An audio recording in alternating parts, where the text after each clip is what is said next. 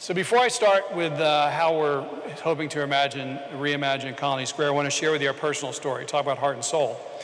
My wife and I met in 1980 at Rutgers University, and we used to take the train into New York City. We were both raised in the suburbs, like many here. Took the train into New York City, and we imagined living an urban lifestyle. And we came to Midtown. We came to Atlanta. We lived near her college and near my job in the northern suburbs in East Cobb. But we still imagined that we would live an urban lifestyle.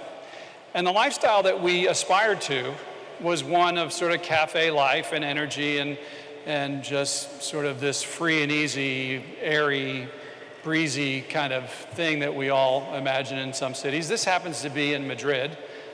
This is one of the first places we visited on our honeymoon. This is a little plaza called Plaza de Santa Ana. I picked Madrid for this analogy because it's about the same size as Atlanta in population, 5.5 to 6 million people.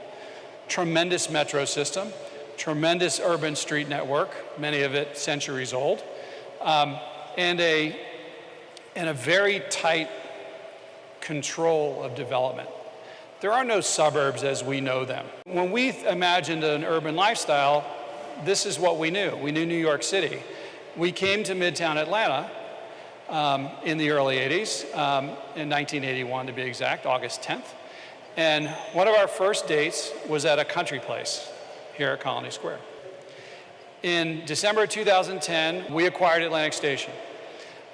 It was a great opportunity for us to reimagine not only our organization, but each of us individually, and we concluded that we were no longer in the real estate business.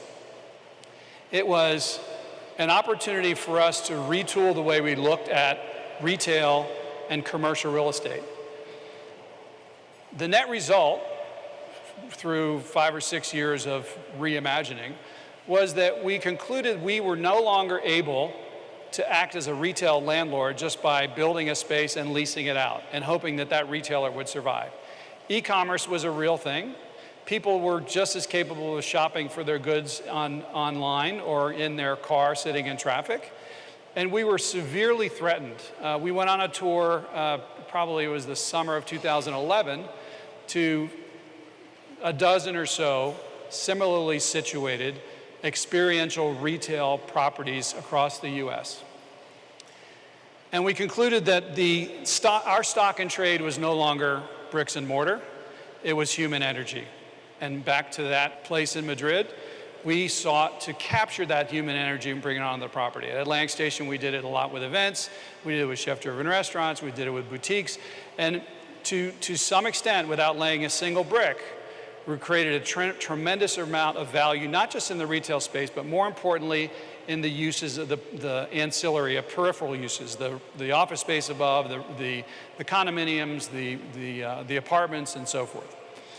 In the summer of 2011, we acquired a site out of foreclosure in Alpharetta and sought to create the region's first urban burb, using what we learned in the repositioning of Atlantic Station, and once again, seeking to capture human energy, bring it onto the property, and hold it.